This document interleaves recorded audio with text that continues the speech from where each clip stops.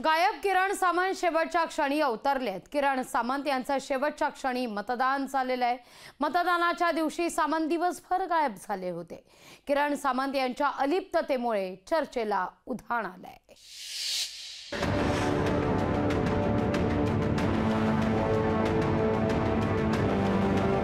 रत्नागिरी सिंधुदुर्गमध्ये मतदान सुरू असताना उमेदवारीसाठी इच्छुक असलेले किरण सामंत नॉट रिचेबल झाले। उद्योग मंत्री उदय सामंत यांचे मोठे बंधू किरण सामंत मतदान करतानाही दिसले नाहीत।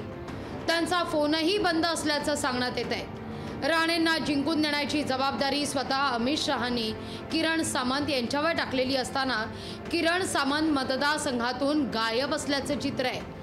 ज्या नेत्यावर जास्तीत जास्त मतदार मतदानासाठी बाहेर पडण्याची जबाबदारी होती तो नेताच गायब असल्यानं रत्नागिरी सिंधुदुर्गात वेगवेगळ्या चर्चेला उधाण आलंय।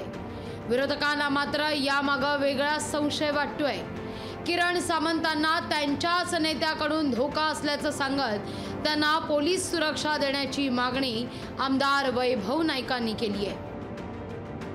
शिवसेनेचे नेते किरण सामंत हे कालपासून नॉट रिचेबल आहेत।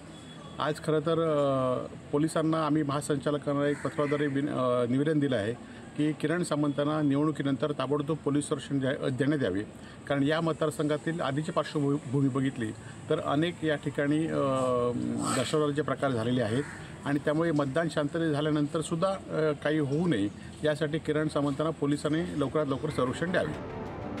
दिवसभर गायब असलेले किरण सामंत शेवटच्या क्षणी मतदानाकरता आले। मतदानासाठी जातानाही त्यांची नाराजी चेहऱ्यावर स्पष्ट दिसत होती। मला जी दिलेली जबाबदारी होती की मला मी स्वीकारलेली जबाबदारी होती की पूर्ण केल्यानंतर मी माझं मतदान करण्याकरता इथे माझ्या मोबाईलच्या सिम कार्डमध्ये तांत्रिक प्रॉब्लेम झाल्यामुळे माझा फोन सकाळी 7 वाजता घरातून बाहेर पडल्यापासून फोन बंद होता।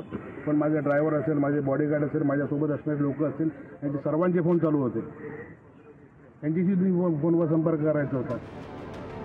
वरिष्ठांनी समजूत काढल्यानंतर किरण सामंत मतदारसंघात ॲक्टिव्हही होतील अशी अपेक्षा होती। पण प्रचारात दिसलेले किरण सामंत मतदानाच्या आदल्या दिवसापासून गायब होणं यामागं नाराजी की आणखीन काही याची चर्चा आता रत्नागिरी सिंधुदुर्गात रंगतीये। ऐन निवडणुकीच्या दिवशी किरण सामंत यांनी सोडलेला नाराजीचा बाण कुणाच्या जिव्हारी लागणार हे पाहावं लागेल। रोहन नाईक, लोकशाही मराठी, रत्नागिरी सिंधुदुर्ग।